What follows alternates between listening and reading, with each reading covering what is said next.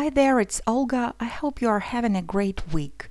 The project for today is a card that features a rainy pond scene. I believe this is one of the cards that looks much harder to make than it really is. So let's jump right in and see how it's done.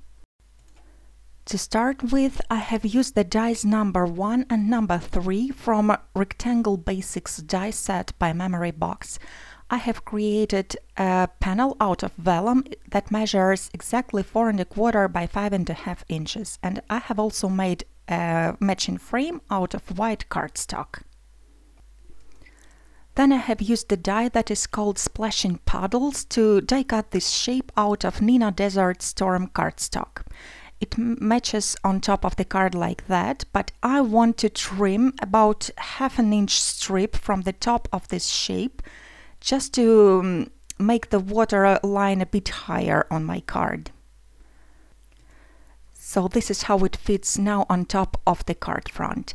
Now I'm applying some adhesive between the raindrops, and I'm also using the liquid glue for more intricate areas, and I'm attaching this panel right on top of my piece of vellum. This die is called Seaside Dog and it's by Poppy Stamps.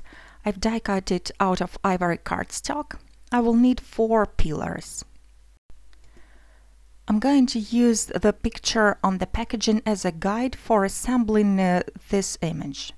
So I'm applying some liquid glue and sticking down some pillars, and I'm using the grid to make them all parallel.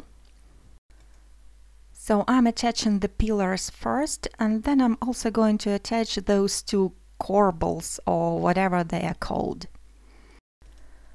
Then I have applied some foam squares at the wrong side of the dog. Then I'm going to position it on the card, stick it down, and then I'm going to trim off the excess that's hanging off the edge. And if you are interested in the supplies that I'm using, I have them listed on my blog as well as in the description. The next step is attaching the frame with the thin strips of mounting tape. Now I'm just going to add some details out of white cardstock to finish off my scene, and the first one is this die cut, the die called Tall Cattails, and I'm just attaching it at the bottom of the card. I'm using the liquid glue to stick the tops to the card front as well. This die is Cattail Border by Memory Box, and it creates a great horizon line for scenes like these, but because I don't want to cover up those splashes on the water, that is what I'm going to do. I'm trimming it into pieces and I'm tucking them behind the dock.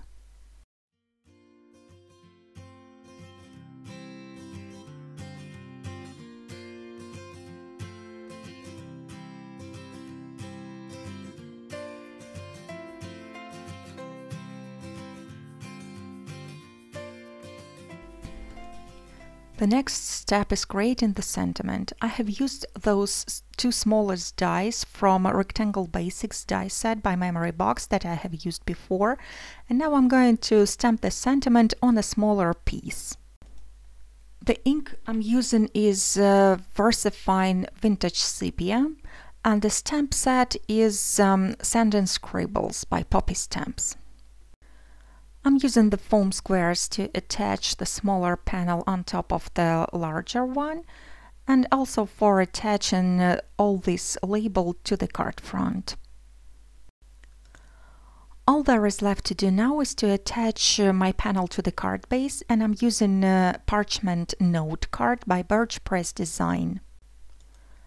I'm adhering the panel with the foam adhesive and pressing it down just slightly to make everything stick down.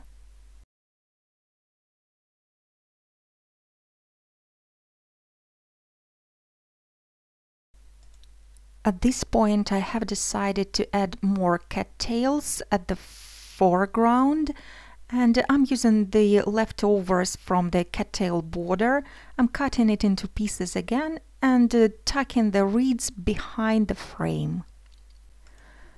I also want to add the shorter grass to the cards, so I'm trimming off the taller cattails and adding the grass behind the frame as well. And that finishes the project for today.